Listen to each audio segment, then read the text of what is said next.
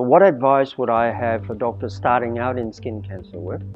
The first thing I'd say is if you really like the idea of finding something on your patient that you can treat yourself and completely cure them of the condition there and then, you should embrace skin cancer work. Because what I love about what I do is I'm actually diagnosing a condition that a patient may or may not be aware of, meaning they may or may not have presented with it, saying they're worried about it.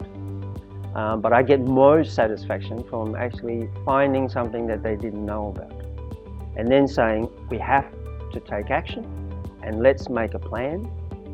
And when you then successfully remove a skin cancer for a patient for the first time, you have this sense that you have done something that is very worthwhile, that benefits your patient 100%. And as you do it in terms of experience, you get better at finding things, you get better at planning management, and you get better at completely treating things with the best possible functional outcomes and cosmetic outcomes for your patient.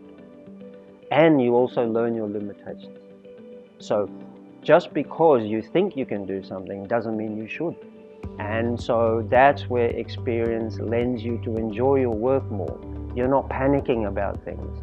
You know what to do. You know what the next step should be, and you do it confidently.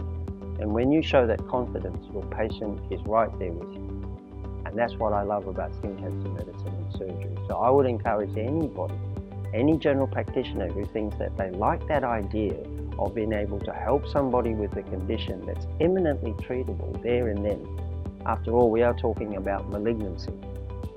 Then this is the thing to do.